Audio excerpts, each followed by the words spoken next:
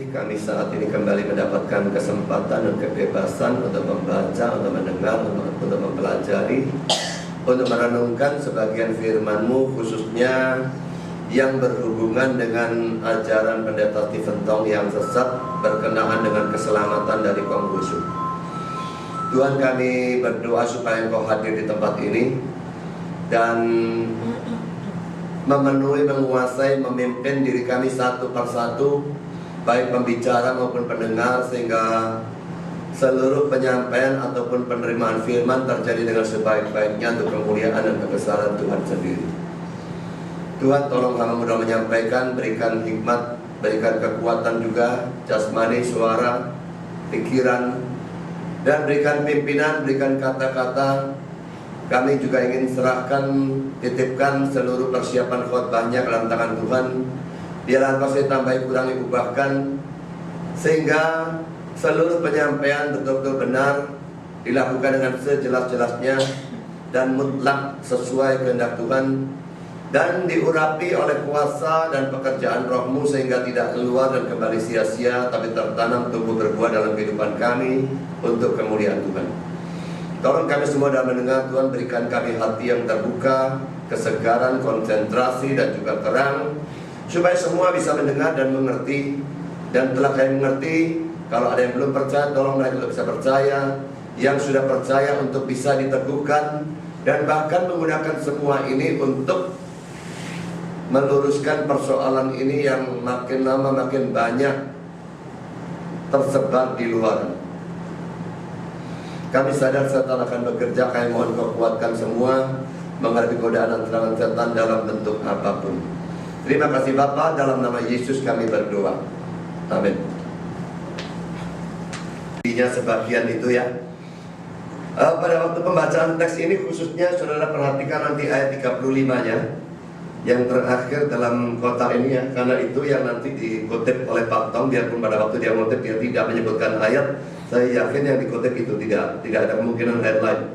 Ya, kita akan membacakan Kisah Rasul pasal 10 ayat 1 sampai dengan ayat 4, lalu ayat 21, 22, ayat 30 dan 31, dan lalu 34 dan 35.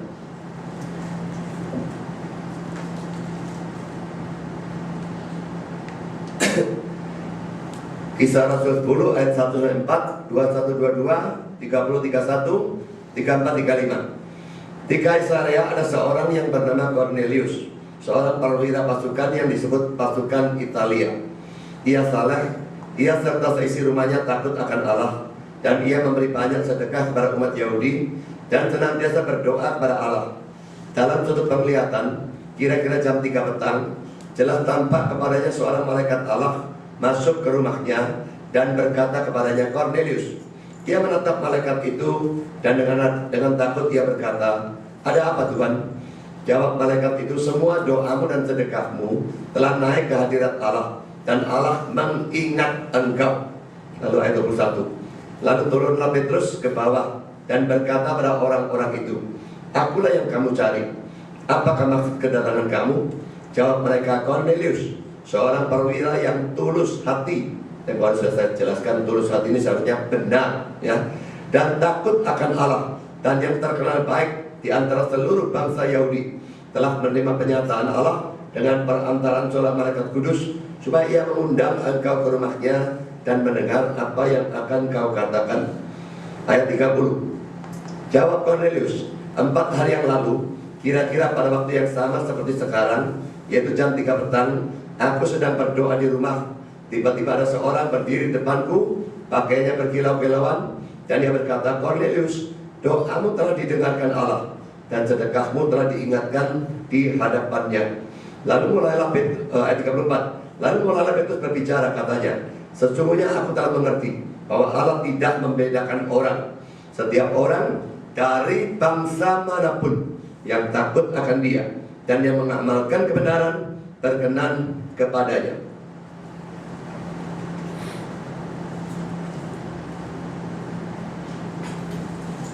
Silakan dulu. Kenapa?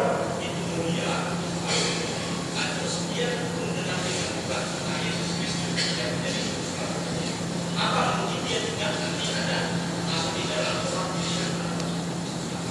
Nanti kita cari kalau di Korea ada. Orang agung seperti Konghucu apa dia diselamatkan atau tidak? Kalau diselamatkan, tidak pernah dengar Injil. Kalau diselamatkan, kok tidak pernah dengar Injil, bagaimana selamatkan? Kalau tidak diselamatkan, kasihan ya orang itu baik kok. Pokoknya serahkan sama Tuhan. Tuhan tidak mungkin salah semua. Tuhan tidak mungkin salah. Kalau Tuhan bisa salah, dia sungkan sendiri dan jadi Tuhan semua. Kalau Tuhan bisa salah, dia sungkan sendiri dari Tuhan. Jadi kita serahkan sama Tuhan aja. Apa kata anugerah khusus yang Tuhan berikan kepada orang-orang seperti ini? Kita tidak tahu cuma kita. Tapi Tuhan itu ada. Dan Tuhan itu bicara. Tuhan itu tidak salah. Pokoknya kita menyerahkan kepada Tuhan. Itu iman kita. Ada pertanyaan lain lagi? Sudah ngomong aja. Itu orang selalu takut gini tak beres.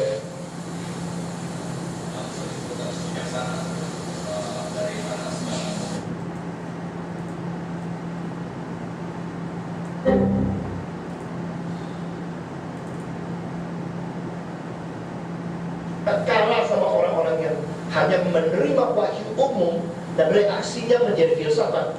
Sekali lagi ya, apa yang ditulis oleh Konghucu bukan wahyu umum. Itu hanya response of man toward God's general revelation.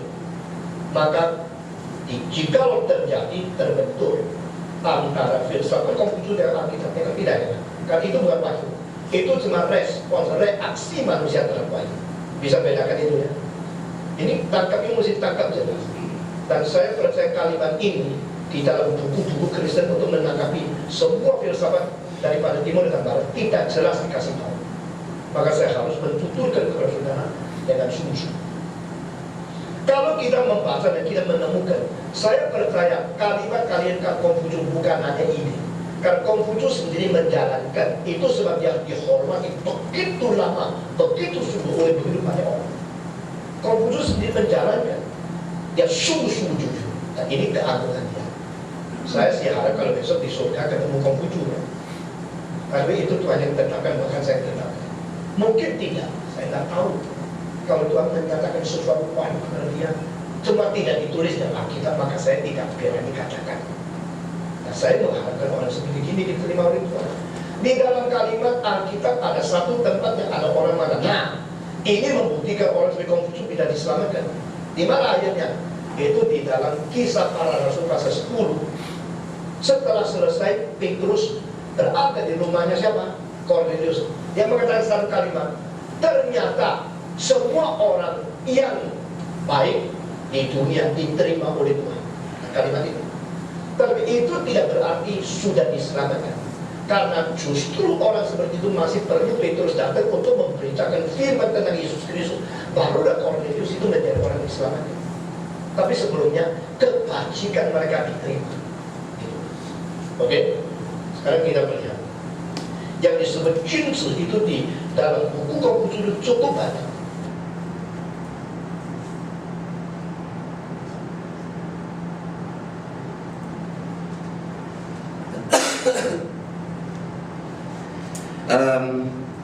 Khotbah ini sudah dimulai pada minggu yang lalu.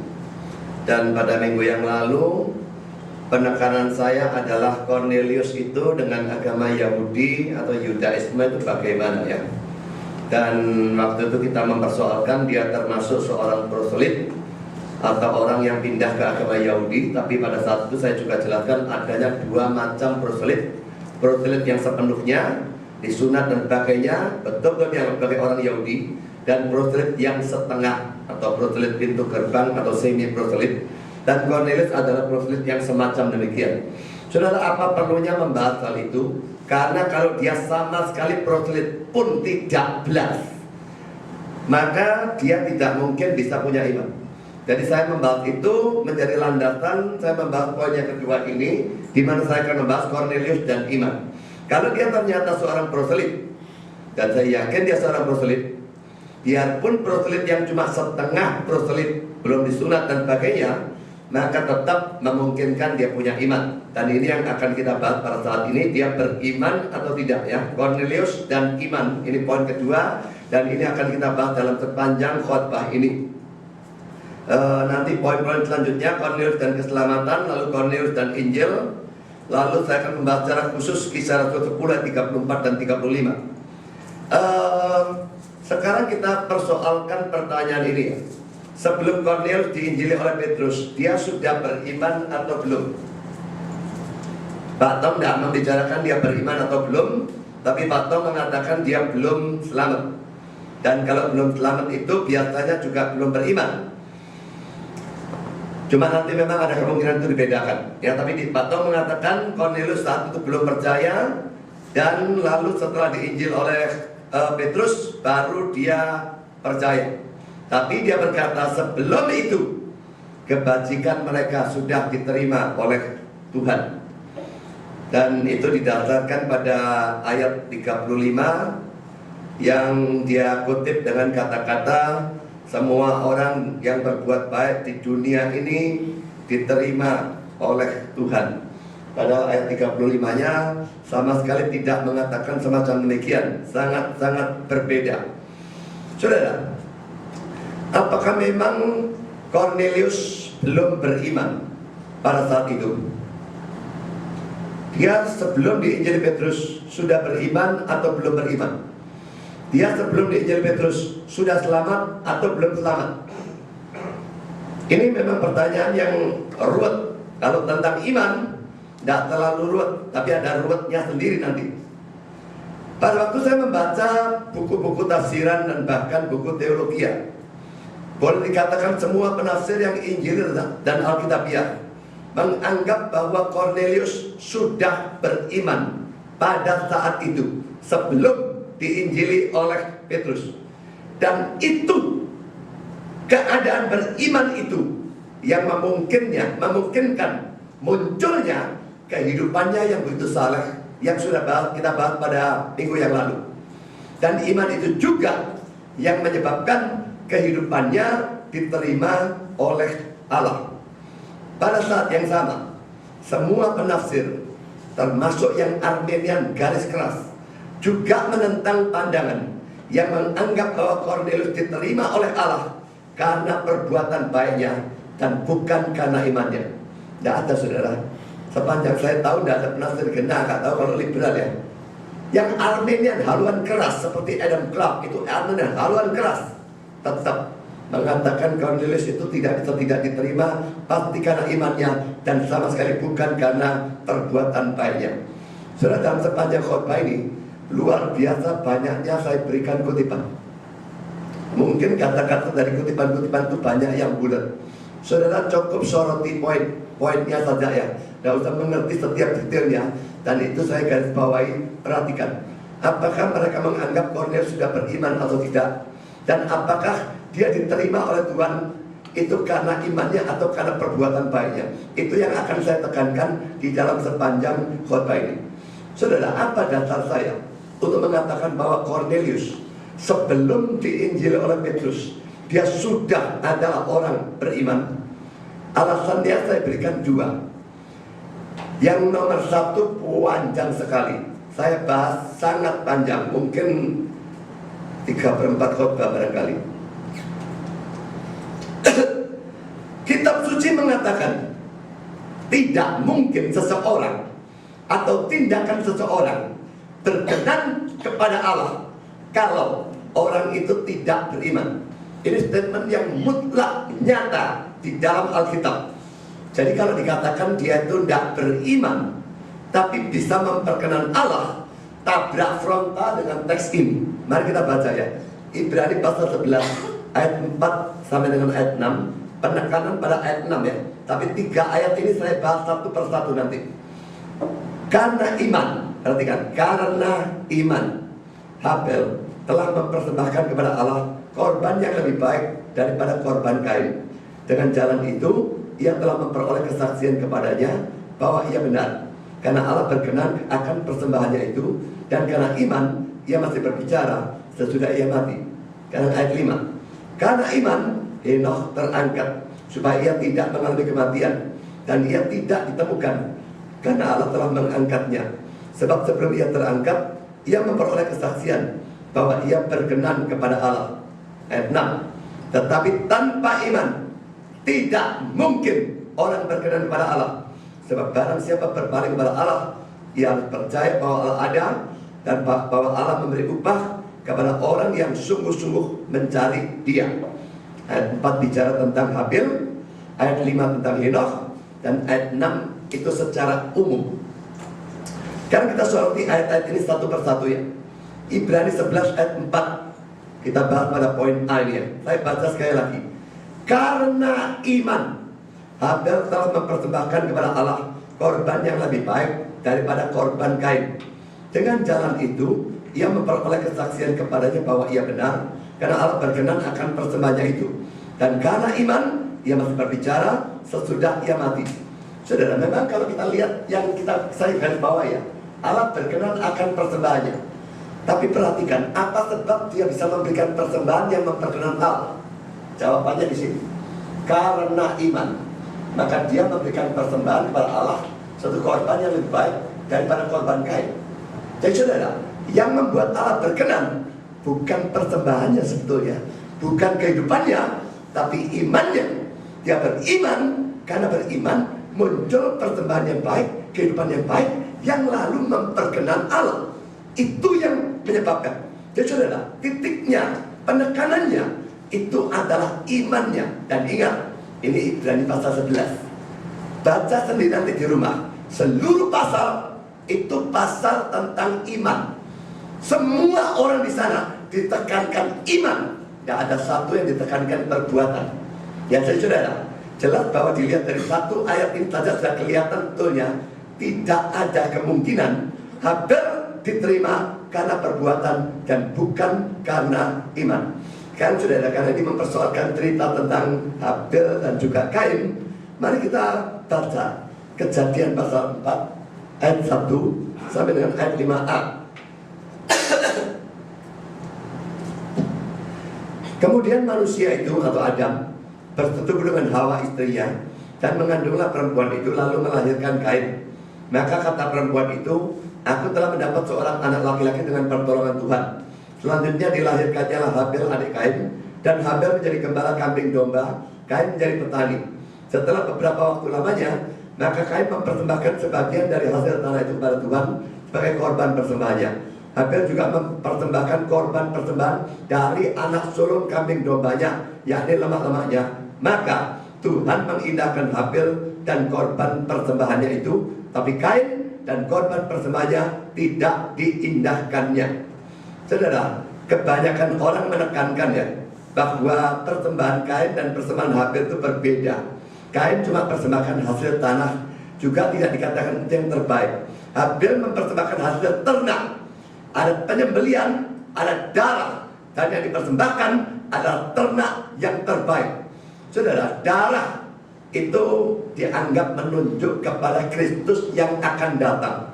Jadi ada penafsir bahkan yang mengatakan waktu Adam dan Hawa berbuat dosa, lalu Tuhan pada akhirnya memberikan pakaian. Pakaian dari apa? Mula-mula kan mereka pakai daun-daunan ya. Buang pakaian dari kulit binatang. Bagaimana binatang diambil kulitnya? Pasti disembelih dahulu.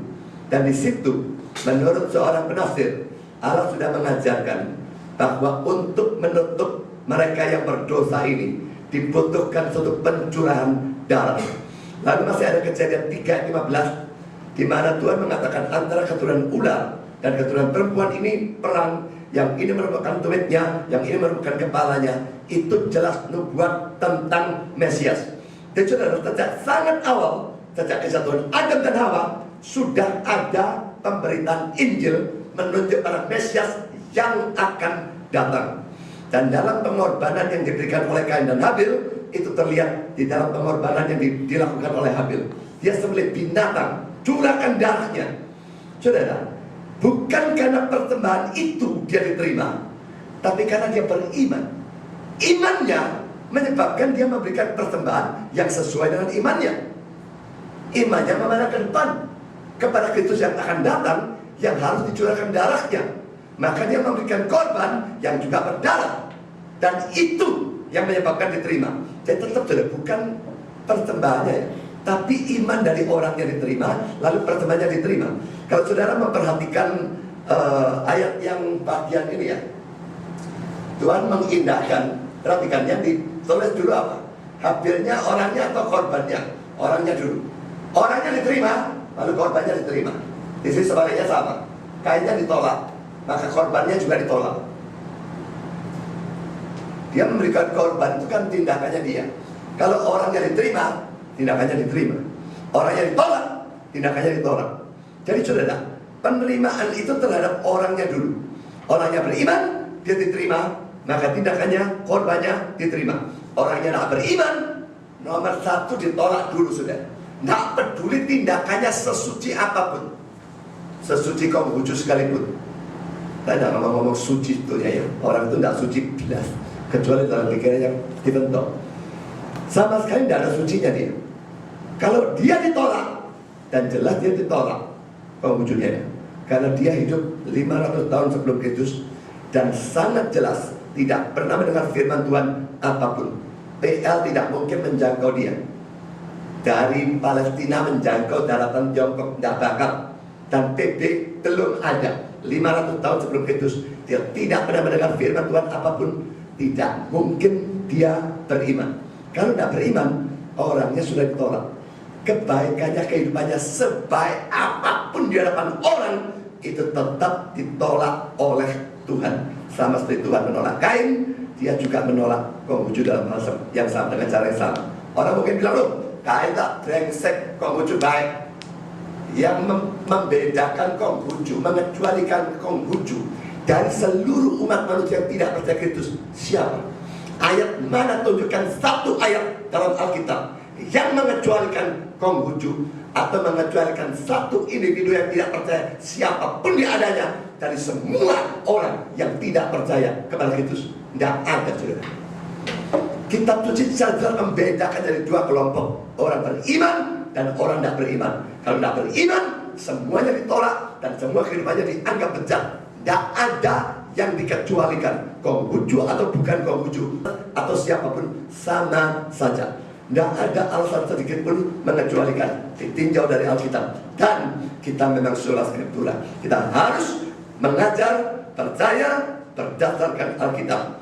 Dan saya, kecuali bisa ada orang bisa menunjukkan kepada saya satu ayat mengecualikan satu orang, siapapun dia adanya, tidak beriman tapi diterima oleh Tuhan, baru saya mau menerima ajarannya diberitahu. Tapi saya yakin pengecualian seperti itu tidak akan ada. Karena saudara, saya akan memberikan banyak tafsirannya. Mengapa saya gunakan kutipan-kutipan, juga saudara tahu, ini bukan dari saya ngarang-ngarang sendiri hanya karena anti Stephen Tong mau fitnah dia. Sekarang sudah banyak laris manis di luaran omongan saya fitnah dia. Kayaknya saya benci dia aja apa saudara. Tapi sih saya kalau dia sesat, saya rugi, seluruh gereja rugi, seluruh kekristenan Indonesia sangat dirugikan. Tidak ada poinnya saya memfitnah dia. Ya, tapi justru karena dia orang terkenal dan saya takut menyesatkan banyak orang, saya bahas supaya orang tidak melihat ini cuma omongan saya berikan kutipan-kutipan dari para penafsir termasuk Calvin. Saya sekarang mulai dengan kutipannya. Calvin tentang Ibrani 11 ayat 4. Karena iman hampir telah mempersembahkan dan seterusnya. Tujuan sang rasul dalam pasal ini, mengapa dia bilang rasul? Karena Calvin percaya yang menurut surat Ibrani itu Rasul Paulus. Orang kuno semua percaya begitu. Belakangan itu dianggap salah, tapi tidak usah ini bukan penekanan ya. Tujuan sang rasul dalam pasal ini adalah untuk menunjukkan bahwa bagaimanapun bagusnya atau hebatnya pekerjaan atau perbuatan baik dari orang-orang kudus adalah dari iman. Pekerjaan atau perbuatan baik itu mendapatkan nilai mereka, kelayakan mereka, dan semua kebagusan mereka. Dan karena itu, maka mengikutilah apa yang telah ia isyaratkan, bahwa bapak-bapak memperkenan Allah hanya oleh iman. Saudara, jadi di sini ya, orang kudus pun ya, orang percaya pun ya, kalau mereka punya perbuatan baik sehebat apapun, perbuatan baiknya itu bisa mendapatkan nilai, mendapatkan kelayakan, mendapatkan kebagusan dari iman mereka. Saya kira berlaku ya seperti yang dikatakan oleh Yesaya. Yesaya orang beriman apa dia? Jelas dia beriman. Tapi dia mengatakan apa? segala kesalahan kita seperti kain kotor. Dia tidak bilang segala dosa kita, segala kesalahan kita. Dia tidak bilang sebagian kesalahan kita, tidak, segala kesalahan kita seperti kain kotor. Jadi seandainya ditinjau terpisah dari iman, bahkan orang percaya pun tidak ada bagusnya belajar dapat Allah. Jadi kalau orang yang percaya saja, saudara, punya perbuatan baik, ini bisa bagus, bisa layak hanya karena iman mereka. Bayangkan dengan orang yang tidak percaya, saudara.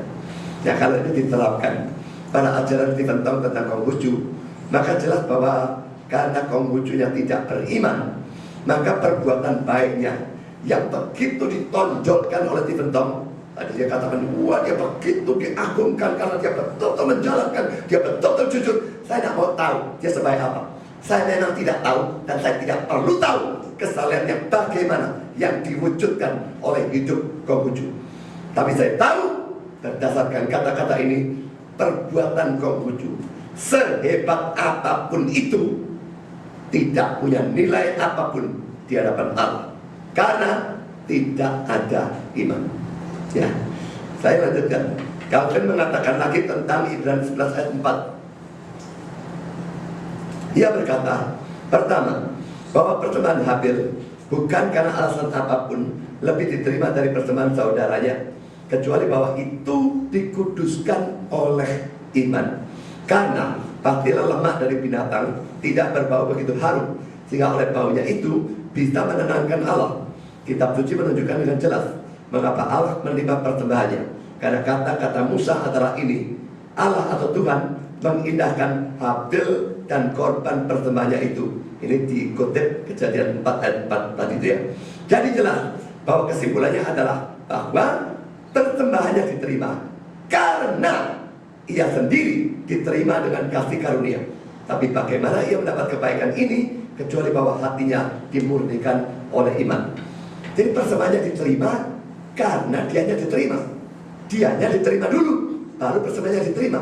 Dan dianya diterima karena apa? Diterima dengan kasih karunia. Dan bagaimana dia mendapatkan kebaikan itu? Hanya karena hatinya dimuliakan oleh iman. Tidak bisa tidak. Ya, jadi orang yang beriman, maka persembahannya diterima. Bukan karena persembahannya baru orangnya diterima. Tidak, itu terbalik. Sekarang saya kutip lagi kata-kata Calvin dalam ayat tentang ayat yang sama. Allah bersaksi dan terusnya. Atau kalau dalam terjemahan Indonesia, ia memperoleh kesaksian. Yang Allah bersaksi itu dari terjemahan King James ya, karena penafsir pakai terjemahan King James biasanya. Ia menegaskan apa yang telah saya nyatakan, bahwa tidak ada pekerjaan atau perbuatan baik yang datang dari kita yang dianggap benar di hadapan Allah, kecuali pekerjaan atau perbuatan baik dari orang yang benar. Karena ia berargumentasi sebagai berikut. Allah memberi suatu kesaksian pada persembahan Habil. Pada saat itu ia telah mendapat pujian bahwa ia benar di hadapan Allah. Doktrin ini berguna dan harus diperhatikan secara khusus karena kita tidak mudah diyakinkan tentang kebenarannya. Karena pada waktu dalam pekerjaan atau perbuatan baik apapun, terlihat apapun yang baik, kita segera dipenuhi dengan kekaguman. Ini kayak siapa, saudara? Ya kayak Pak Tong kagum sama Konghucu, saya pikir ya.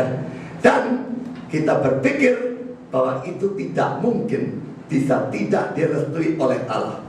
Tetapi Allah yang hanya memandang atau melihat pada kemurnian batin dari hati, tidak memperhatikan topeng lahiriah dari pekerjaan atau perbuatan baik. Maka hendaklah kita belajar bahwa tidak ada pekerjaan atau perbuatan baik atau benar bisa keluar dari kita sampai kita dibenarkan di hadapan Allah. Ya saudara, orang berbuat baik sering ya gampang, orang lalu kagum. Mother Teresa, anehnya Mother Teresa, wah disanjung sak dunia. Dia pernah PI tidak? Saya tidak pernah dengar satu kata pun. Apa tidak dosa itu tidak PI? Orang India itu butuh Injil.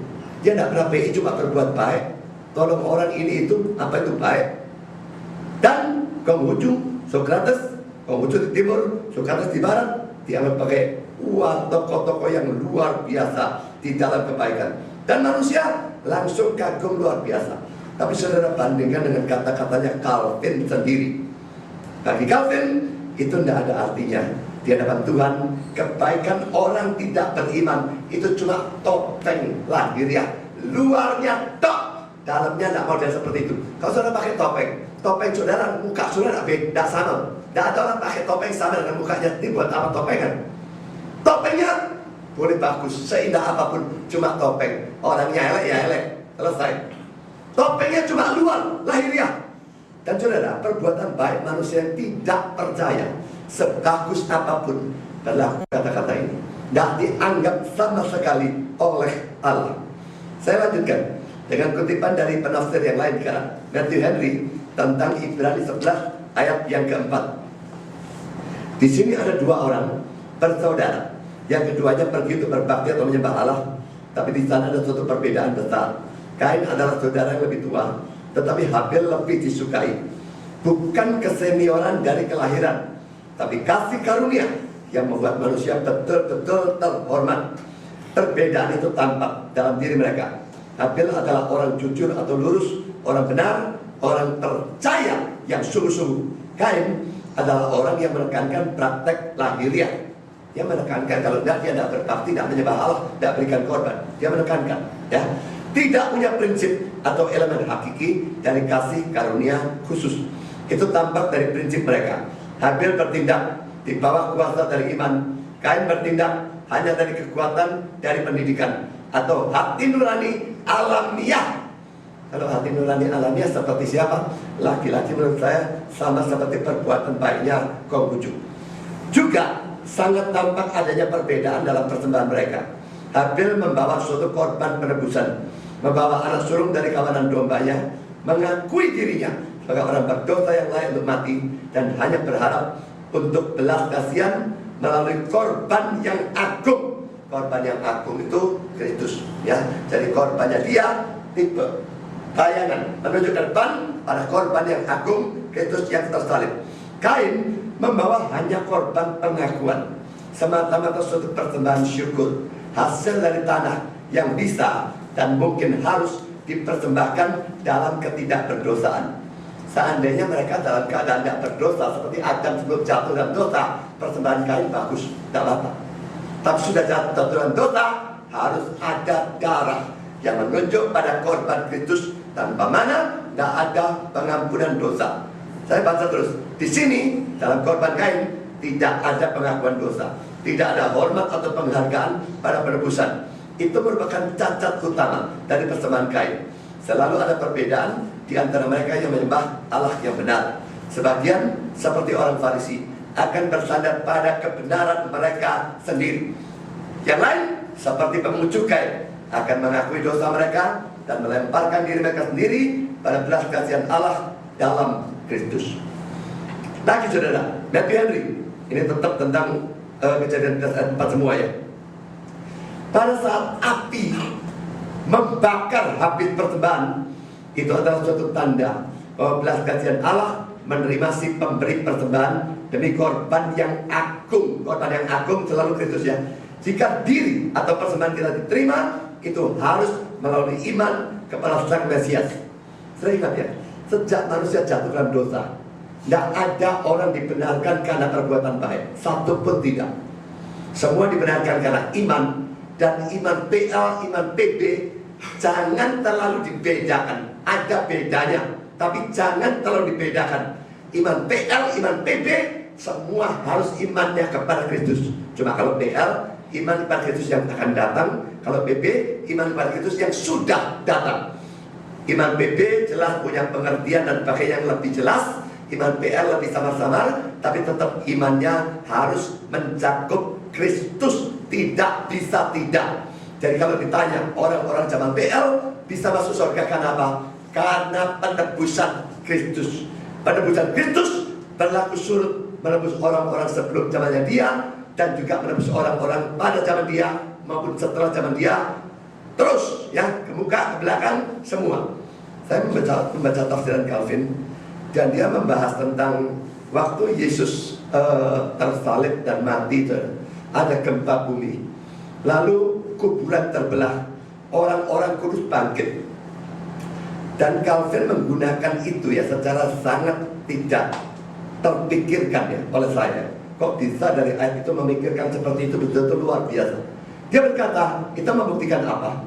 Itu membuktikan kematian Kristus bukan cuma menebus orang-orang pada zamannya maupun yang akan datang, tapi orang-orang yang zaman dulu. Itu orang sudah mati sudah, dari kuburan. Tapi waktu Kristus mati, mereka bisa bangkit. Tidak bisa tidak, penebusan Kristus punya efek kepada mereka. Jadi sudah penebusan Kristus efeknya berlaku surut ke belakang orang-orang zaman dulu sebelum dia maupun ke depan sampai zaman kita dan sampai selama-lamanya. Jadi saudara, tidak bisa tidak. Zaman dulu pun orang harus memandang ke depan pada korban yang agung. Pengetahuan tentang hal itu sama-sama, tapi tetap imannya mesti mencakup Mesias. Kalau tidak, itu bukan iman. Sekarang Adam Clarke, ini orang Armenian haluan keras yang tadi saya bicarakan. Dia berkata demikian, Kain dan Habil membawa persembahan ke mezbah Allah. Mungkin mezbah yang didirikan untuk ibadah keluarga. Karena Kain seorang petani, ia membawa mincha atau persembahan syukur dari hasil tanah, dengan mana ia mengakui keberadaan Allah dan providensianya. Habil yang adalah seorang gembala atau pemberi makan ternak, membawa bukan hanya persembahan syukur, tapi juga hasil dari kawanan dombanya sebagai persembahan atau korban penghapus dosa kepada Allah, dengan mana ia mengakui keberdosaannya, keadilan dan belas kasihan Allah maupun keberadaan dan providensianya. Kain sama sekali tidak prihatin atau khawatir tentang celah dari dosa atau kekudusan Allah, puas dengan mincha atau persembahan syukur. Ini Allah tidak bisa secara konsisten dengan kekudusan dan keadilannya menerima dengan kepuasan. Yang lain karena menunjukkan pada Dia yang adalah anak domba yang disembelih sebelum dunia dijadikan, Allah bisa menerima dan secara khusus menyaksikan penerimaannya. Sekalipun mincha atau persembahan syukur merupakan suatu persembahan yang benar di tempatnya, tetapi ini tidak diterima karena tidak ada persembahan atau korban penghapus dosa. Ya, jadi saudara, Habil berikan korban penghapus dosa, dia memandang ke depan kepada Kristus atau korban yang akan datang. Kain tidak, dia tidak memandang itu. Habil pasti mempersoalkan keberdosaannya. Kalau tidak, dia tidak memandang ke depan. Kain tidak peduli dosanya. Persembahannya tidak mungkin diterima kalau Allahnya memang konsisten dengan kesuciannya dan sebagainya dan sebagainya. Saya berikan lagi kata-kata dari Jameson, Fawcett, dan Brown. Korban yang lebih baik, jadi korbannya Habil kan lebih baik dibandingkan dengan korbannya Kain, karena dalam atau dengan iman. Ya, jadi lebih baik itu bukan karena jenisnya sebetulnya yang terutama, tapi karena dilakukan itu dengan iman. Dan iman harus punya wahyu dari Allah, pada mana itu diikat atau dilekatkan. Wahyu itu tak dilakukan adalah perintah Allah untuk mengorbankan binatang, anak sulung dari kawanan domba, sebagai tanda dari hilangnya hidup manusia oleh dosa, dan sebagai suatu tipe dari penghancur kepala ular yang dijanjikan. Kejadian 3:15. Dirinya sendiri memar atau disakiti sebagai satu korban. Kain dalam sikap merasa diri sendiri benar dan ketidakpercayaan semata-mata memberikan persembahan syukur, tidak seperti Habil merasakan kebutuhannya tentang suatu korban pendamaian atau penebusan yang ditetapkan untuk dosa. Allah telah menghormati pertama-tama atau mula-mula Habil dan lalu persembahannya. Kejadian 4:4. Iman menyebabkan orangnya diterima, lalu persembahannya. Bahkan korban binatang, sekalipun merupakan penetapan Allah, tidak akan diterima seandainya itu tidak dipersembahkan dengan iman. Jadi saudara, pikirkan ya kalimat terakhir ya, bukan persembahannya. Sebetulnya yang benar itu orangnya beriman. Karena beriman, dia memberikan persembahan yang benar, korbannya berdarah, maka dirinya maupun persembahannya diterima. Tapi seandainya imannya tidak ada, tapi persembahannya benar cuma karena tiru-tiru, dia persembahkan korban berdarah, tidak bakal diterima. Tidak bisa. Jadi saudara, nomor satu jelas imannya, memandang ke depan pada korban yang agung itu, baru dia bisa diterima. Dan kalau dia diterima, maka tindakannya, korbannya itu juga akan diterima. Karena Albert Barnes mengatakan demikian. Pada umumnya ditegakkan bahwa iman kepada Kristus memandang ke depan pada kedatangannya dan bergantung pada korbannya pada waktu mempersembahkan apa yang merupakan suatu tipe dari dia, tipe atau bayangan, ya. Korban sebagai suatu tipe dari korban agung sangat menebus telah ditegakkan sangat awal dari sejarah dunia. Tidak ada alasan yang diberikan untuk mempersembahkan darah sebagai suatu penebusan dosa, kecuali hal itu secara orisinal punya suatu petunjuk pada penebusan agung yang akan dilakukan dengan darah. Dan karena keselamatan manusia tergantung pada hal ini sepenuhnya, adalah mungkin bahwa hal itu adalah salah satu dari kebenaran-kebenaran yang disampaikan kepada manusia setelah kejatuhan ke dalam dosa. Cuma ada satu poin di sini yang agak membingungkan, ya. Saya tidak tahu benar apa enggak kata-kata Albert Barnes. Dia mengatakan tidak ada alasan sejak semula kok korbannya berdarah. Kalau bukan karena nanti korban di sana harus berdarah. Yang sana yang lebih dulu ada atau yang sini lebih dulu ada. Tapi katakan tidak memungkinkan. Karena dalam perencanaan Allah itu jelas direncanakan lebih dulu dan bukan yang ini. Jadi saya pikir memungkinkan. Tapi sekarang mengapa kalau Kristusnya harus berdarah? Biasanya kan kenapa dia harus mati salib, ya? Karena salib itu terkutuk. Tapi salib terkutuk, gantung juga terkutuk. Lalu kenapa harus salib? Karena kalau gantung tidak berdarah, salib berdarah. Tipenya berdarah, aslinya tidak berdarah, tidak cocok. Jadi dia harus mati berdarah. Jadi biasanya ini berdarah, karena itu yang sana pasti berdarah. Tapi Albert Barnes membalik. Sana berdarah, maka di sini diadakan tipe yang berdarah. Memungkinkan memang, ya. Tapi saya tidak tahu yang mana yang benar. Dalam poin ini sekarang ini kutipan terakhir, pulpit commentary. Bisa diterimanya persembahan itu di sini hanya dihubungkan sebagai keharusan pada iman dari orang yang memberi persembahan, tanpa petunjuk apapun bagaimana iman itu ditunjukkan. Jadi kita tidak tahu gimana Habil menunjukkan iman, dan itu tidak perlu. Pokok kitab suci mengatakan dia beriman. Dan dengan pandangan ini persoalannya sesuai dengan catatan itu sendiri, di mana dikatakan bahwa kepada Habil dan persembahannya Tuhan punya rasa hormat. Ini terjemahan dari King James, ya. Yaitu pertama-tama kepada Habil dan lalu pada persembahannya. Persembahannya diterima karena Habil diterima, bukan Habil diterima karena jenis persembahannya. Saudara, semua tafsiran ini mirip-mirip, ya. Saya berikan banyak supaya saudara melihat. Sama overlap kok diberikan semua mau satu saja. Tidak, saya memang memberikan banyak supaya saudara melihat. Berlimpah-limpah saudara yang ngajar seperti ini semua. Mereka bukannya punya pandangan berbeda-beda, tidak. Mereka semua seragam di dalam persoalan ini, ya. Sekarang kita mulai membahas poin yang kedua. Ibrani 11 ayat 5 kita baca sekali lagi. Karena iman, Henokh terangkat supaya ia tidak mengalami kematian dan ia tidak ditemukan. Karena Allah telah mengangkatnya, sebab sebelum ia terangkat, ia memperoleh kesaksian bahwa ia berkenan kepada Allah. Dia berkenan dan dia beriman. Beriman karena itu berkenan. Kalau saudara di rumah punya konkordansi sabda, ya, cari kata berkenan. Sak kitab suci cari itu.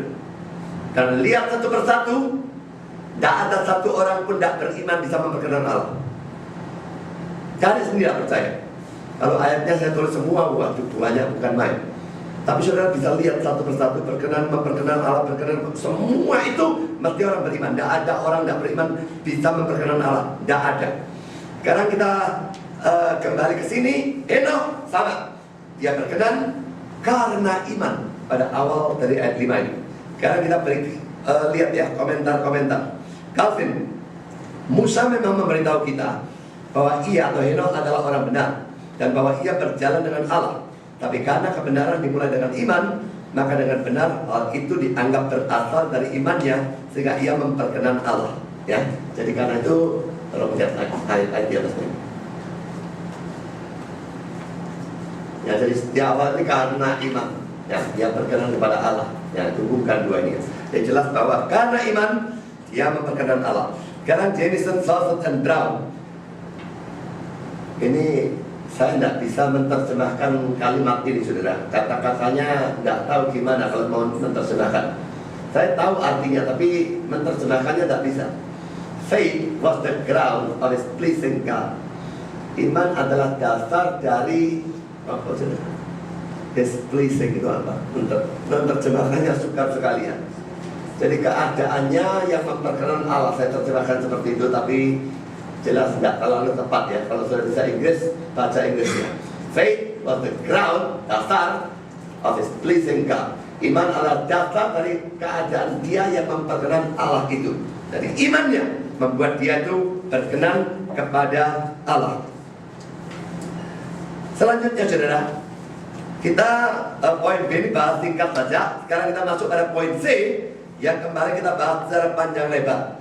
Ibrani 11 ayat 6. Kalau poin A itu tentang Habel, poin B itu tentang Henokh, poin C jelas sekali tidak tentang siapa-siapa, ini berlaku umum ya. Dan poin C berkata, tapi tanpa iman tidak mungkin orang berkenan kepada Allah. Sudah ayat ini eksplisit luar biasa. Tanpa iman. Dan kalau kita suci bilang iman, itu mesti iman kepada Kristus.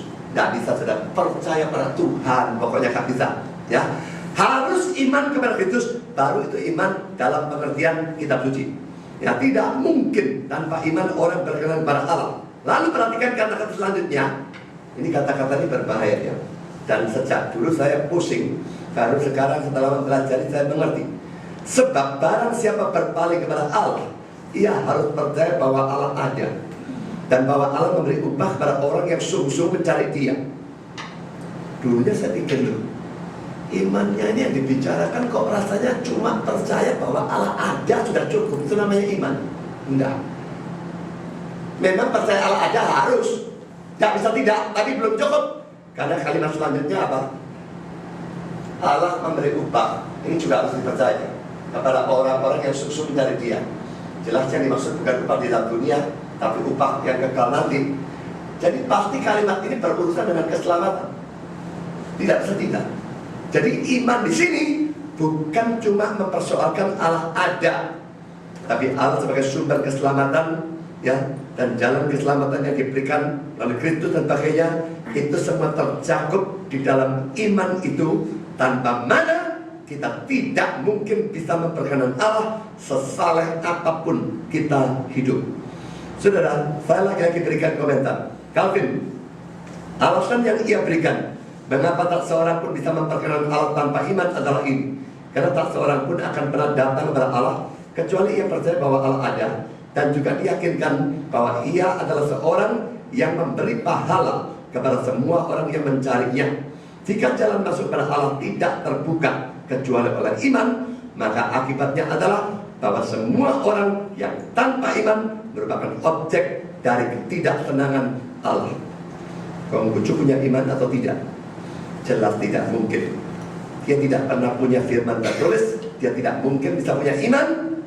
Dan saudara, kalau dia tidak punya iman, maka kata-kata Calvin bagian terakhir berlaku. Semua orang tanpa iman merupakan objek ketidaksenangan Allah. Konghucu merupakan objek kesenangan Stephen Tong. Tapi menurut saya, dia merupakan objek ketidaksenangan Allah. Sebaik apapun dia hidup, dia tetap sangat jauh dari standar Alkitab yang Tuhan tentukan.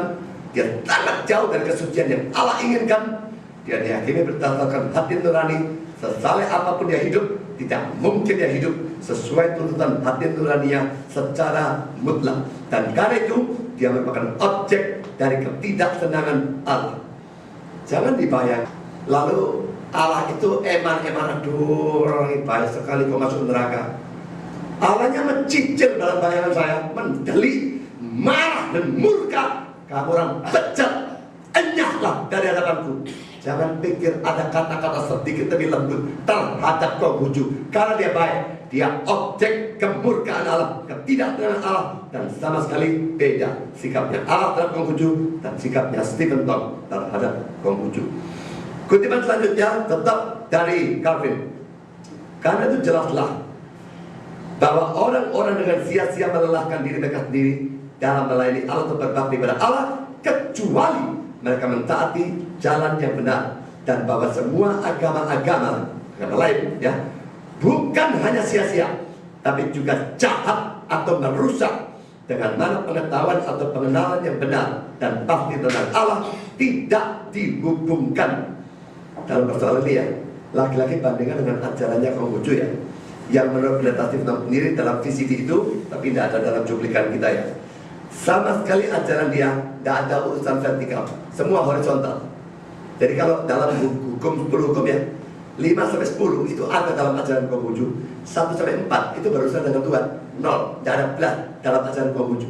Jadi kalau Konghucu ajarannya sebagus apapun secara moral dalam hubungan dengan sesama, tapi dalam urusan dengan Allah ajarannya sama sekali tidak ada. Jadi agama lain itu bukan cuma sia-sia, tapi juga jahat atau merusak. Dan ini pasti mencakup ajarannya Konghucu ya.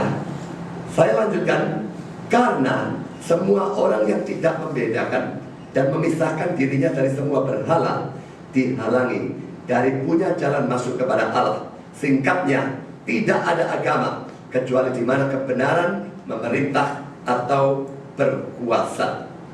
Ya, jadi Konghucu memisahkan diri dari berhala pandang.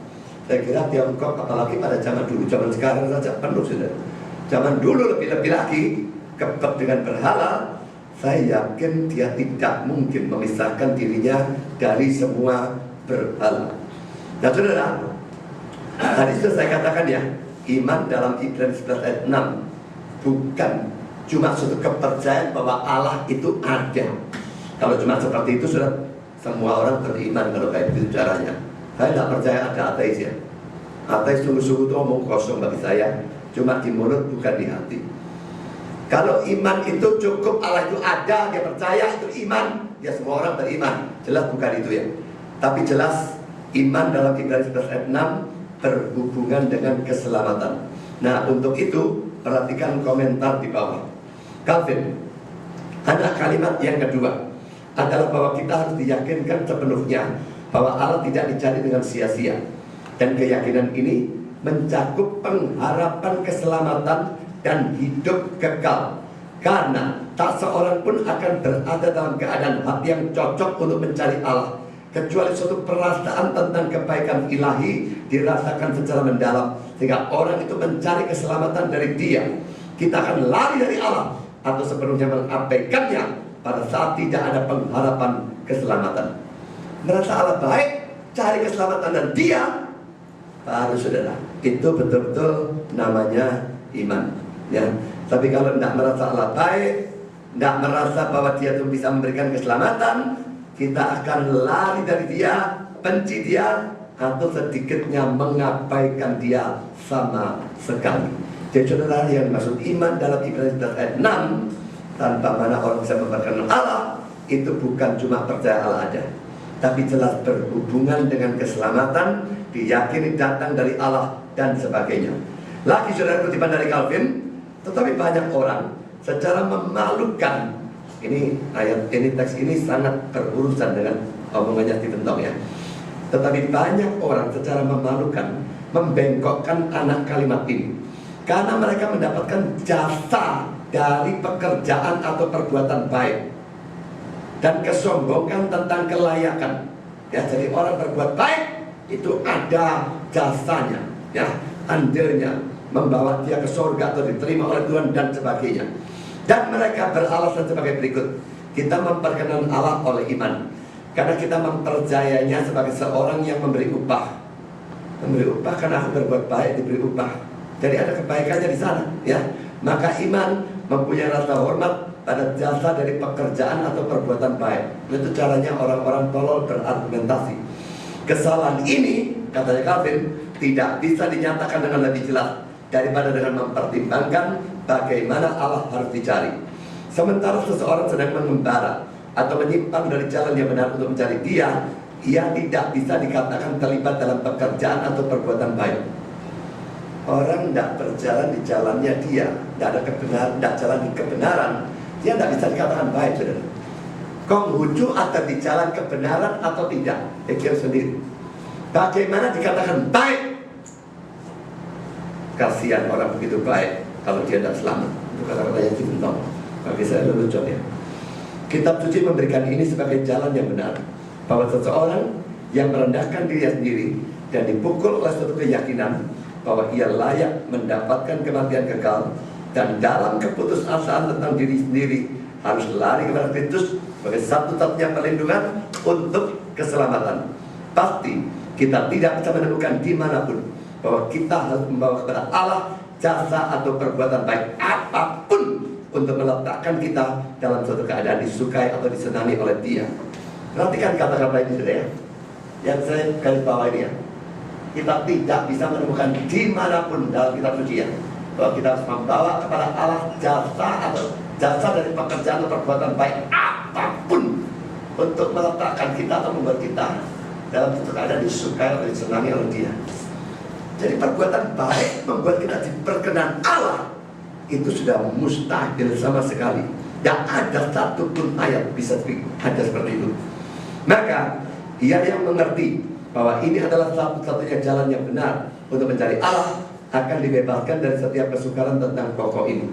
Karena upah tidak menunjuk pada kelayakan atau nilai dari pekerjaan atau perbuatan baik, tapi pada iman. Kata-kata ini pasti pertentangan frontalnya dengan kata-kata pendeta Stephen Tong yang mengatakan bahwa sebelum Cornelius percaya, kebajikannya sudah diterima oleh Tuhan. Ya, jadi saudara, gimana kebajikannya diterima Tuhan kalau dia tidak percaya? Dia tidak mungkin, sama sekali tidak mungkin. Jadi karena itu saya bilang kalau memang Cornelius sudah berkenan, dia pasti punya iman. Dalam arti tertentu pasti punya iman. Tidak punya iman, tidak mungkin. Calvin mengatakan lagi demikian. Jadi di sini saya memberikan kutipan Calvin sangat banyak ya. Dari dua anak kalimat ini, kita bisa belajar bagaimana dan mengapa merupakan sesuatu yang mustahil bagi manusia untuk memperkenan Allah tanpa iman.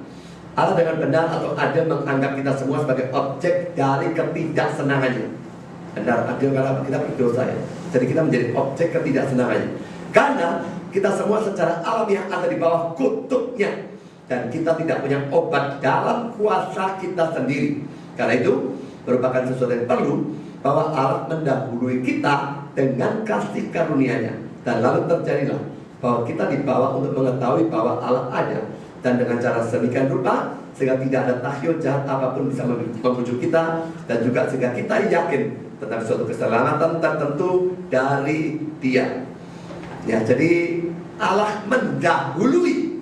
Dalam urusan keselamatan sudah tidak ada manusia yang inisiatif cari Dia. Berbuat baik kalau diperkenan Allah, tidak ada. Allahnya mendahului. Allahnya yang pegang inisiatif. Dia berikan kasih karunia dahulu, Dia melayani dahulu. Kita lalu beriman, kita lalu berbuat baik, baru kita diperkenan oleh Allah. Tidak sebaliknya ya. Tanpa Allahnya kerja apapun kita berbuat baik, diperkenan Allah, tidak ada yang semacam demikian. Calvin mengatakan demikian. Seandainya siapapun menginginkan suatu pandangan yang lebih penuh tentang pokok ini, dia harus membuat kemajuan di sini. Bahwa kita secara sia-sia berusaha untuk mencoba apapun, kecuali kita memandang kepada Allah. Karena satu-satunya tujuan yang benar dari kehidupan adalah memajukan kemuliaannya. Tapi ini tidak pernah bisa dilakukan kecuali di sana pertama-tama ada pengenalan yang benar tentang Dia. Tetapi ini tetap merupakan setengah dari iman dan akan bermanfaat sedikit bagi kita kecuali keyakinan ditambahkan. Karena itu iman hanya akan lengkap dan menjamin kebaikan atau kesenangan Allah bagi kita pada saat kita merasakan suatu keyakinan bahwa kita tidak akan mencarinya dengan sia-sia, dan dengan demikian mempunyai kepastian tentang mendapatkan keselamatan dari Dia. Tapi tak seorang pun, perhatikan ini ya, kecuali ia dibutakan oleh kesombongan dan dipesonakan oleh kasih kepada diri sendiri, bisa merasa yakin bahwa Allah akan menjadi seseorang yang memberi pahala dari kebaikan-kebaikannya. Karena itu keyakinan tentang mana kita berbicara bersandar bukan pada pekerjaan atau perbuatan baik ataupun pada kelayakan manusia itu sendiri, tapi pada kasih karunia Allah saja. Dan karena kasih karunia tidak ditemukan kecuali dalam Kristus, kepada Dialah iman harus dipancangkan. Hanya orang yang buta atau yang sombong dipesonakan kepada kasih pada diri sendiri bisa yakin dia berbuat baik, Allah lalu berkenan dan berikan pahala. Tak ada yang kalau tidak ya. Kalau dia betul-betul melek, dan punya kerendahan hati, dia akan sadar tentang sesuatu yang berbeda. Dia sangat berdosa, hanya kasih karunia Allah, belas kasihan Allah bisa menyelamatkan dia. Dan kasih karunia Allah, belas kasihan itu hanya atas dalam Kristus. Dia harus memandang kepada Kristus, ya. Sekarang dalam gelap, laki-laki saya tekankan, orang ini orang Armenia, ya, sangat keras. Dia berkata demikian, ia yang datang kepada Allah, orang yang mengakui bahwa adalah kewajibannya untuk menyembah Allah. Kalau ia bertindak secara rasional, harus melakukannya berdasarkan keyakinan bahwa di sana ada suatu makhluk yang tak terbatas, kekal, tak punya asal usul, dan ada dengan sendirinya atau ada dari dirinya sendiri. Penyebab dari semua keberadaan atau makhluk yang lain. Kepada siapa semua keberadaan atau makhluk tergantung, dan oleh energi, karunia, dan providensia siapa semua makhluk keberadaan yang lain ada. Semua makhluk strip miring, keberadaan yang lain ada. Dan disuplai dengan cara-cara untuk melanjutkan keberadaan dan kehidupan. Ia juga harus percaya bahwa ia memberi upah kepada mereka yang dengan rajin mencarinya, bahwa ia tidaklah acuh tak acuh tentang penyembahan atau ibadahnya sendiri, bahwa ia menuntut pemujaan dan ibadah agamawi dari manusia, dan bahwa ia memberkati dan khususnya melindungi dan menyelamatkan mereka yang dalam kesederhanaan dan kelurusan hati mencari dan melayani atau beribadah kepadanya. Ini membutuhkan iman seperti yang disebutkan di atas, suatu iman dengan mana kita bisa memperkenalkan Allah. Dan sekarang di mana kita punya wahyu yang berlimpah-limpah, suatu iman sesuai dengan wahyu itu, suatu iman kepada Allah melalui Kristus, korban penghapus dosa yang agung, tanpa mana seorang manusia tidak bisa lebih memperkenannya atau diterimanya daripada Kain. Tanpa Kristus tidak ada orang bisa lebih diterima oleh Allah daripada Allah terima Kain. Allah tolak Kain kan? Kita bisa lebih diterima? Tidak bisa, kecuali kita beriman kepada Kristus. Ini kata-kata seorang Armenian. Jadi Stephen Tong ngajar seperti itu jauh lebih buruk dari ajaran orang Armenian haluan keras ini, ya. Dia tetap menekankan hanya iman. Tanpa iman orang tidak bisa diperkenan lebih daripada Allah memperkenan Kain. Tidak bisa. Jameson, Fawcett, and Brown. Tanpa, kata Yunania choris, artinya katanya terpisah dari iman. Jika seseorang itu miskin atau tidak punya iman, bandingkan Roma 14 ayat 3. Lalu kata memperkenan, terjemahan seperti Alford, tesai, itu bentuk eris atau bentuk lampau, adalah mustahil untuk memperkenan Allah sama sekali. Roma 8 ayat 8. Pekerjaan-pekerjaan atau perbuatan-perbuatan baik yang dilakukan sebelum kasih karunia dari Kristus tidak menyenangkan Allah, karena mereka muncul atau timbul bukan dari iman kepada Kristus Yesus. Ya, bahkan karena mereka tidak dilakukan seperti Allah kehendaki mereka dilakukan, kita tidak melakukan, bahwa mereka perbuatan baik itu ya mempunyai sifat dari dosa. Diambil dari artikel 13 The Book of Common Prayer. Lalu sekarang perhatikan kutipan kata-kata dari Agustinus oleh Jameson, Fawcett, and Brown. Pekerjaan atau perbuatan baik yang tidak berakar dalam dosa merupakan dosa-dosa yang bagus atau tampan. Dalam bahasa Inggrisnya, works not rooted in God are splendid sins. Dosanya ganteng, saudara. Jadi saya pikir perbuatan baiknya si Konghucu yang dibicarakan Stephen Tong itu termasuk di sini, ya. Tidak berakar dalam Allah. Dia tidak pernah ngajar tentang Allah. Bisa bagaimana berakar dalam Allah? Tidak ada jelas. Maka jelas itu dosa yang ganteng. Kelihatannya bagus dalam pandangan orang, tapi dalam pandangan Allah itu omong kosong, saudara, bejat semua. Saya kutip, saya berikan ayat-ayat yang ada dalam kutipan tadi. Roma 14 ayat 23. Barang siapa bimbang kalau ia makan, dia telah dihukum karena ia tidak melakukannya berdasarkan iman, dan segala sesuatu yang tidak berdasarkan iman adalah dosa. Roma 8 ayat 8. Mereka yang hidup dalam daging, dan ingat ya, semua yang tidak beriman tercakup di sini, hidup dalam daging. Mereka yang hidup dalam daging bagaimana? Tidak mungkin berkenan kepada Allah. Saya kira Roma 8 ayat 8 sangat sejalan. Cuma kata-katanya berbeda dengan Ibrani 11 ayat 6. 11 ayat 6, tanpa iman orang tidak bisa memperkenan Allah. Di sini orang yang hidup dalam daging tidak mungkin bisa memperkenan Allah. Padahal orang yang tidak beriman dan orang yang hidup dalam daging sama. Jadi dua ayat itu sangat-sangat sejalan. Saya berikan kutipan lagi dari Lenski.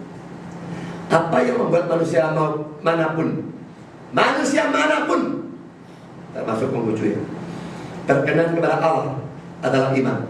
Tanpa itu tidak ada kemungkinan untuk memperkenan Allah. John Owen, iman adalah satu-satunya jalan dan cara dengan mana seseorang bisa memperkenan Allah.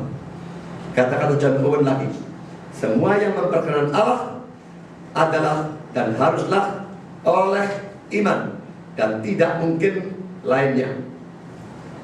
Kutipan ini kurang terjemahnya. Ada kalimat lanjutannya yang belum saya berikan. Lalu kata-kata terakhir dari John Owen adalah tidak mungkin untuk memperkenan Allah dengan jalan lain kecuali oleh iman. Hendaklah manusia menginginkan, merencanakan, dan mengarahkan padanya semau mereka. Mereka tidak akan pernah mencapainya. Dengan ini kita mesti memberi kesaksian dari awal sampai akhir, yaitu bahwa tak seorang pun bisa, bahwa tak seorang pun akan pernah memperkenan Allah kecuali oleh iman. Sudah ditekankan luar biasa hebatnya ya, oleh semua penafsir. Tanpa iman nggak bisa memperkenan. Sudah jangan terlalu terus-terusan terapkan pada Konghucu atau Cornelius atau siapapun. Mungkin kalian perlu diterapkan diri saudara sendiri. Saudara memperkenan Allah dan saudara bersandar pada kebaikan saudara sendiri, nolong orang, jujur, apapun, sabar, rendah hati.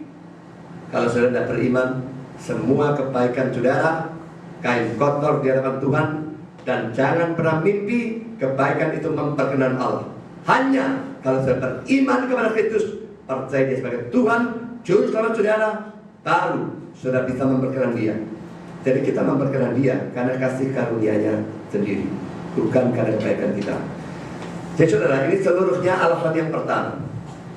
Mengapa Cornelius itu pasti punya iman? Karena kalau dia memang memperkenan Allah, saudara, tidak bisa tidak, dia pasti punya iman. Kalau tidak, nanti tabrakan dengan teks Ibrani 11 ayat 4 sampai dengan ayat 6 ini. Ya, jadi seluruhnya ini alasan pertama menunjukkan Cornelius itu pasti punya iman, sedikitnya iman dalam arti tertentu. Nanti kita akan lihat belakangan iman apa. Ya, yang kedua, apa alasannya Cornelius pasti punya iman? Karena kehidupan yang saleh dari Cornelius yang minggu lalu sudah kita bahas.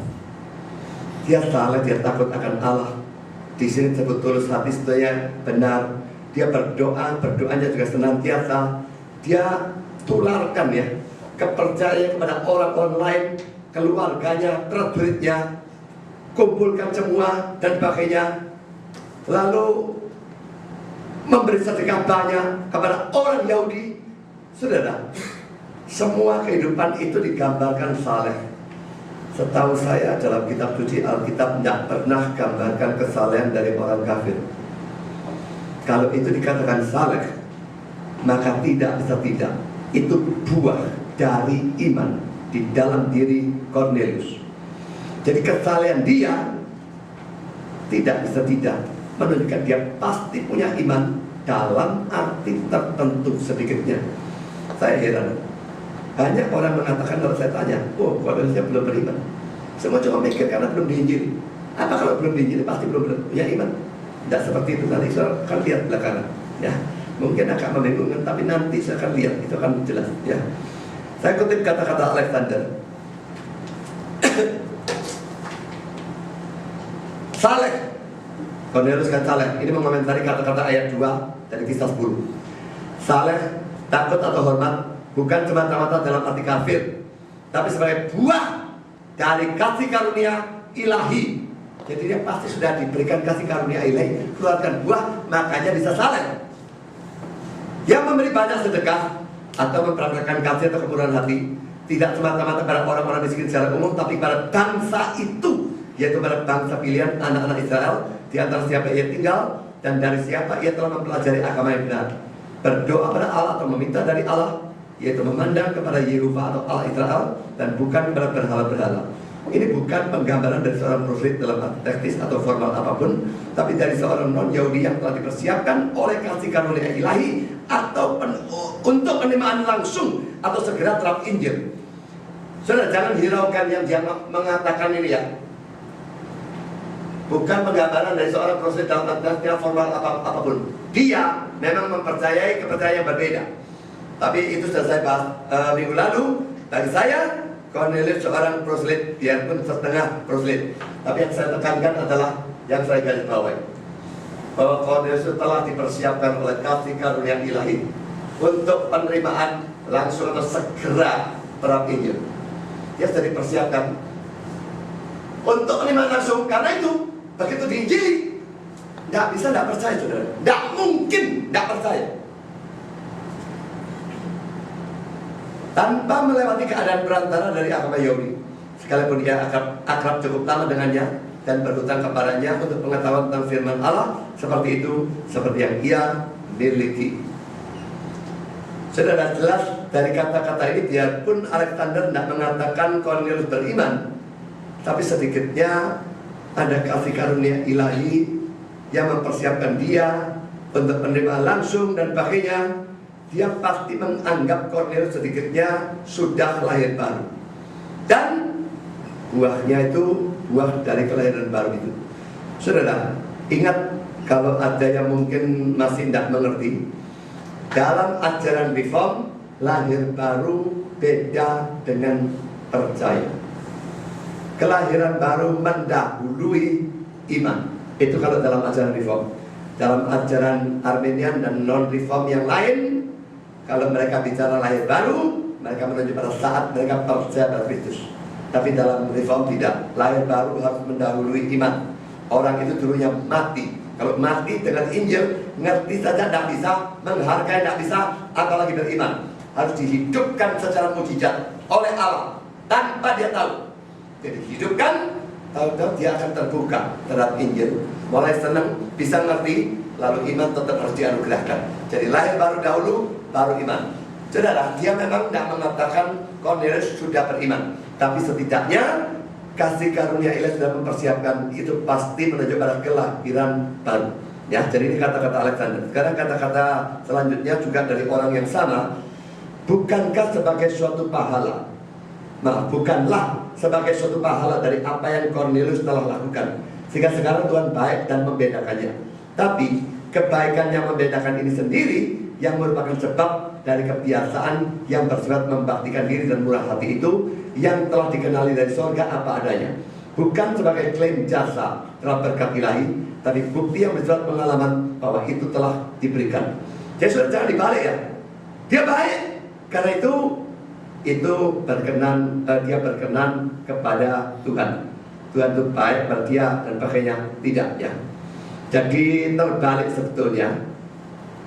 Allah itu punya kebaikan lebih dulu, membedakan Cornelius, memilih Cornelius, dan itu lalu merupakan penyebab dari kesalehan yang ada dalam hidupnya Cornelius. Jadi selalu terbalik. Jangan pikir saleh dulu lalu memperkenan Allah. Tidak.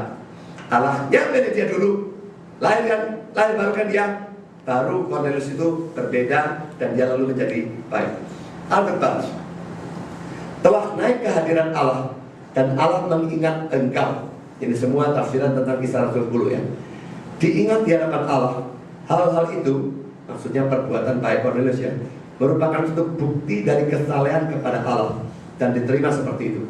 Sekalipun ia tidak mempersembahkan korban sesuai dengan hukum Taurat Yahudi, sekalipun ia belum disunat, tapi setelah bertindak sesuai dengan terang yang ia miliki, doanya didengar dan sedekahnya diterima. Hatinya ada dalam pekerjaan dari agama. Persembahannya adalah persembahan dari hati dan bukan semata-mata persembahan lahiriah. Kehidupan moralnya merupakan suatu pekerjaan dari agama. Cornelius cenderung atau ingin melakukan kehendak Allah sejauh itu dinyatakan kepadanya. Di mana ini ada, di situ ada agama. Saudara, agama saya kira di sini merupakan suatu kata yang tidak bisa diartikan seperti kita pada umumnya ya. Yang jelas tidak menunjuk pada agama yang salah, menunjuk pada agama yang benar, tapi jelas ini menunjuk pada juga adanya iman, biarpun tidak dikatakan secara eksplisit. Tapi kita akan melihat bahwa kalimat kutipan selanjutnya itu akan lebih eksplisit ya. Karena kata-kata Calvin, memang Cornelius pasti telah diterangi oleh roh hikmat, karena ia diberi hikmat yang benar, yaitu rasa takut akan Allah. Itu kan Amsal Sulaiman ya. Takut Allah itu permulaan segala hikmat ya. Dan ia dikuduskan oleh roh yang sama, karena ia adalah pemelihara kebenaran yang diajarkan oleh sang rasul sebagai buah yang pasti dari roh. Galatia 5 ayat 5, saya kira ayat itu dia salah tulis. Semua hal-hal itu di dalam dia yang dikatakan telah memperkenan Allah, ia terima dari kasih karunia Allah. Begitu jauh ia mempersiapkan dirinya sendiri untuk menerima kasih karunia oleh usahanya sendiri. Saudara, kalimat yang terakhir itu ya,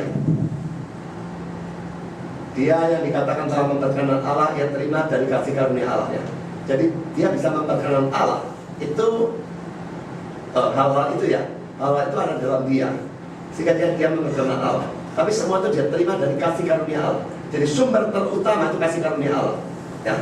Begitu jauh, jadi sama sekali tidak mungkin itu ya. Dia mempersiapkan dirinya sendiri untuk menerima kasih karunia oleh usahanya sendiri. Baik. Lalu Tuhan berikan kasih karunia. Itu terlalu amat sangat jauh. Itu maksudnya Calvin. Ya, kata-katanya mungkin agak bulat. Ini kata-kata teologis, tapi artinya saya yakin. Galatia 5 ayat 5 itu jelas salah cetak. Saya lihat ayatnya sama sekali tidak cocok. Mungkin dia maksudkan Galatia 5 ayat 22 atau ayat dari kitab lain, saya tidak tahu. Calvin mengatakan lagi demikian. Tapi karena ia memberikan dengan begitu royal kepada orang-orang Yahudi, ia menyatakan bagaimana ia setuju dengan mereka dalam agama. Dalam hal mana sesaat lagi Lukas berkata bahwa ia terkenal baik di antara seluruh bangsa Yahudi. Dan jika demikian, ia adalah cermin dari kesalahan dan kekudusan yang begitu hebat. Bahkan pada waktu ia hanya mempunyai sedikit pengetahuan yang dangkal dari iman.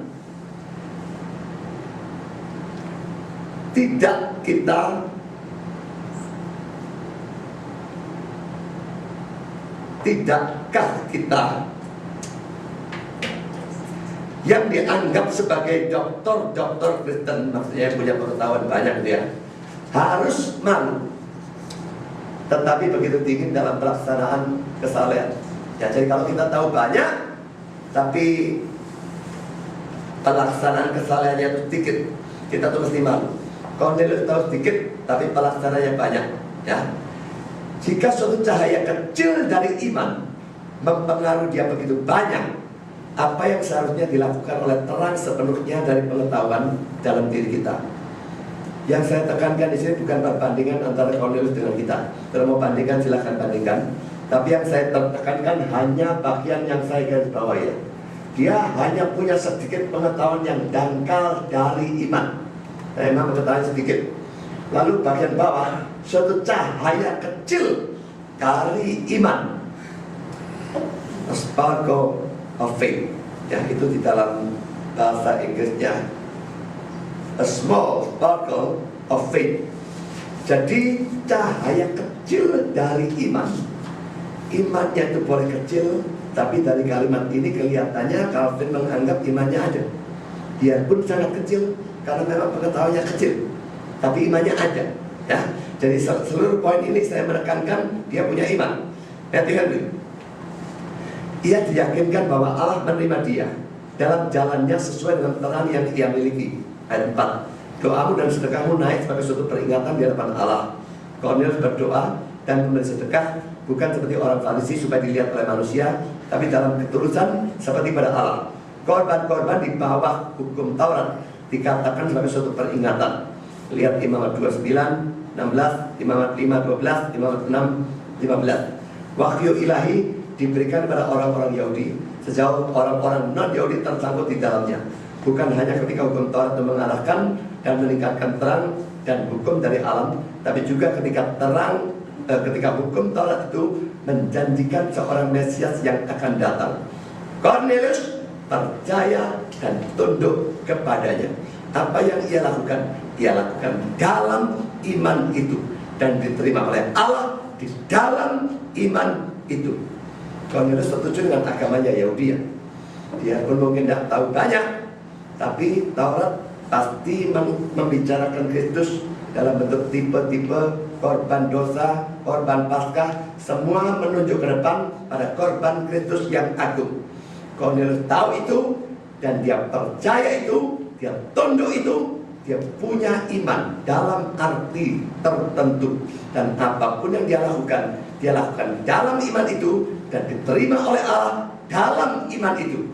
Jadi jelas ya, bukan dia berbuat baik tanpa iman lalu diterima oleh Allah. Nonsense, tidak ada yang seperti itu. Lansky.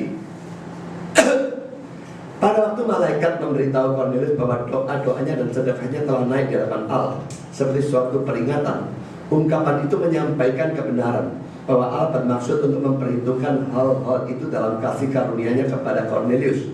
Tidak perlu dikatakan bahwa tidak ada kebenaran karena pekerjaan atau perbuatan baik yang dimaksudkan, tapi sesuatu yang jauh lebih besar dari klaim apapun tentang jasa manusia. Doa-doa dan sedekah itu menyatakan kondisi dari hati Cornelius. Ya, jadi dia bisa saleh, itu menunjukkan hatinya dia bagaimana. Ya, hal-hal itu memang merupakan pekerjaan atau perbuatan baik, tapi di sini dianggap seperti pekerjaan atau perbuatan baik dari orang-orang benar pada saat penghakiman terakhir, pada waktu Yesus akan menggunakan mereka, menggunakan perbuatan baik itu ya sebagai bukti dari iman, dan tidak adanya pekerjaan atau perbuatan baik seperti itu merupakan bukti dari tidak adanya iman yang menyelamatkan. Matius 25 ini perumpamaan tentang Yesus memisahkan domba dan kambing itu ya.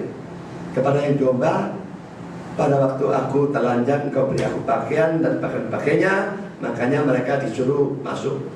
Kayaknya selamat karena perbuatan. Apakah memang demikian? Tidak mungkin. Tidak ada Alkitab mengajarkan keselamatan karena perbuatan. Kepada kambing-kambing, dia usir masuk neraka. Mengapa? Aku telanjang kau tidak beri aku pakaian, aku masuk penjara kau tidak kunjung dan pakaian. Mereka tidak berbuat baik. Apakah memang karena tidak berbuat baik lalu masuk neraka? Apakah memang karena berbuat baik masuk surga? Sudah menafsirkan, harus tafsirkan dengan seluruh Alkitab. Ini berbuat baik menunjukkan mereka beriman, dan karena iman itulah mereka selamat. Ini tidak berbuat baik menunjukkan mereka tidak beriman, dan karena itulah mereka masuk neraka. Sama halnya menafsirkan itu dan menafsirkan cerita tentang Cornelius harus diartikan dengan cara yang sama. Apakah Cornelius saleh lalu memperkenan Tuhan? Tidak mungkin. Dia saleh, itu membuktikan dia punya iman, dan karena dia iman, dia memperkenan Allah. Jadi saudara, semua kalau nafsirkan tidak bisa ya, satu ayat dicomot dilepaskan dari konteksnya, terjadi seadanya kesesatan dalam menafsirkan. Ayat manapun harus ditafsirkan seluruh Alkitab yang berhubungan, lalu ditafsirkan sejalan. Jangan sampai bertabrakan satu sama lain. Kalau cerita tentang domba dan kambing yang dipisahkan, diartikan yang ini selamat karena perbuatan baik, yang ini binasa karena tidak berbuat baik, itu tabrak dengan Ibrani 11 tadi. Tanpa iman orang tidak bisa berkenan.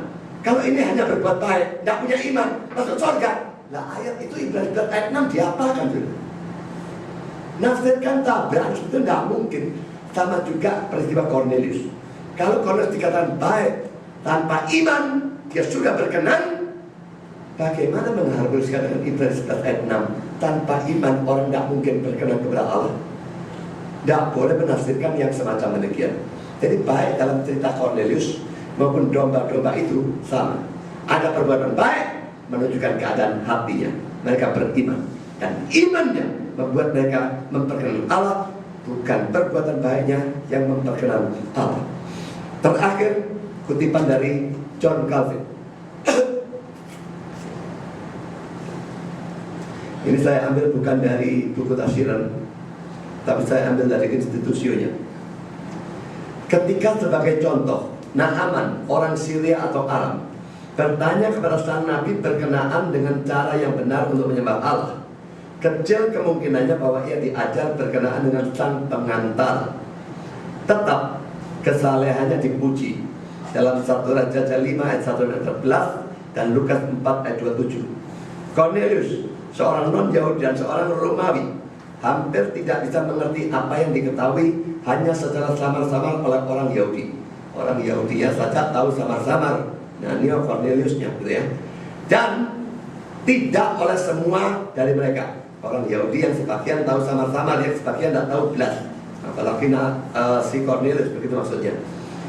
Dan korban Naaman direstui oleh tanggapan dari sang nabi 2 Raja 5 ayat 17-19. Tidak ada dari hal-hal itu bisa terjadi kecuali oleh iman. Argumentasi yang sama berlaku untuk Sida-Sida. Kepada siapa Filipus dibawa, kecuali ia telah diberi iman. Dalam bahasa Inggris some faith. Gimana menerjemahkan lagi saya tidak tahu. Some faith. Tapi ya iman sedikit iman atau sedikit iman mungkin paling tepat ya. Kecuali ia telah diberi iman ya, ia tidak akan melakukan jerih payah dan ongkos dari suatu perjalanan sukar supaya bisa beribadah. Kisah Rasul 8 ayat 17. Tetapi kita melihat bahwa waktu ditanya oleh Filipus, ia menunjukkan ketidakmengertiannya tentang sang pengantara. Kisah Rasul 8 ayat 31. Karena itu, sekalipun pengetahuan atau pengenalan tentang Kristus sangat samar-samar di antara mereka, tak terbayangkan untuk menganggap bahwa di sana pengetahuan itu tidak ada sama sekali. Saya ambil dari Institusio, buku yang ketiga, chapter kedua, nomor 32. Saudara, saya ingin jelaskan ya, dia menggambarkan 3 orang ya. Pertama yang digambarkan adalah Naaman. Memang Elisa menjelaskan sejauh apa masa bicara Kristus yang akan datang, tapi itu tetap memungkinkan, biarpun bicara sedikit ya. Tapi yang jelas dia pasti bicara tentang cara memberikan korban yang benar. Karena itu Naaman bertekad melakukan korban semacam demikian di negaranya. Tapi korban yang benar ini merupakan tipe yang menunjuk ke depan pada korban yang agung. Jadi kalau dia percaya ini, tetap itu suatu pengakuan dan iman yang benar, biarpun kecil, sama-sama. Lalu saudara, contoh yang lain juga Sida-Sida. Kita sudah pelajari dalam PA kemarin ya. Sida-Sida itu menempuh perjalanan 200 mil, 320 km untuk pergi ke Yerusalem dari tempatnya untuk beribadah. Berhari-hari, sukar, berat, dan penuh dengan bahaya. Tidak ada kemungkinan dia mau melakukan hal itu kecuali ada pengertian dia sedikit dan tetap ada iman. Di Injil Filipus dia tidak terlalu ngerti apa-apa. Yesaya 53 jelas sekali bagi kita, bagi dia ini tentang siapa nabinya ngomong, tentang dia sendiri atau tentang orang lain. Dia tidak tahu bahkan itu bicara tentang Kristus. Tapi ada penjelasannya nanti pada PA yang akan datang. Bagaimana teks begitu jelas kok dia bisa tidak mengerti ya. Tapi yang jelas saudara, dia tidak mungkin menempuh perjalanan seperti itu begitu berat kecuali dia punya, seperti Calvin katakan, some faith, iman atau sedikit iman. Nah ini juga berlaku untuk si Cornelius.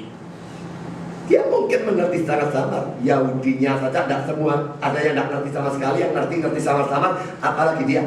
Tapi dia pasti punya pengertian dan dia pasti punya iman. Tanpa mana tidak mungkin buah perbuatan baik itu muncul.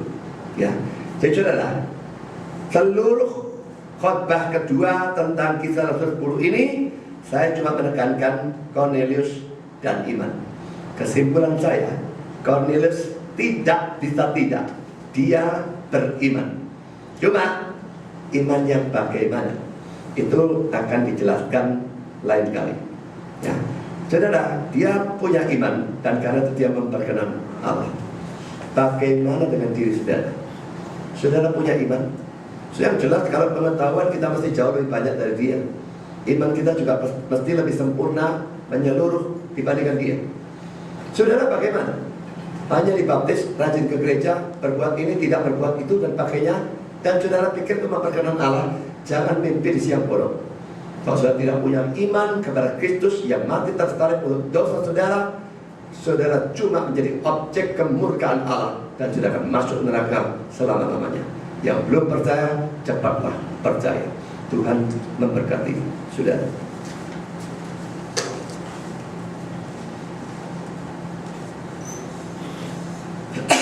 Dan sertai berkati kami dalam sepanjang acara firman, sekalipun panjang dan mungkin sukar karena banyaknya kutipan, tapi kami bersyukur kami mendapatkan pengertian-pengertian tertentu. Dan kami terutama berdoa untuk orang-orang dalam ruangan ini yang belum sungguh percaya, apalagi kalau masih ada yang mengandalkan perbuatan baik atau kesalahan mereka. Biarlah penjelasan tadi menyadarkan mereka, selama kami ada di jalan yang salah, selama kami tidak beriman, maka kami hanya bisa merupakan objek kemurkaan dari Tuhan. Dan kalau kami akan seperti ini sampai kami mati, kami pasti akan pergi ke neraka. Tolong semua sadar, kebaikan manusia di luar iman hanya seperti kain kotor yang tidak akan pernah bisa memperkenan Allah. Tolong mereka berpindah, bukan mencari perkenan Allah melalui kesalahan usaha sendiri dan sebagainya, tetapi melalui karya Kristus di atas kayu salib, percaya kepadanya dan diperkenan oleh iman tersebut. Tuhan, kami juga berdoa untuk penyebaran khotbah atau makalah ini, biarlah bisa menjadi berkat juga bagi banyak orang. Terima kasih Bapa, dalam nama Yesus kami berdoa. Amin.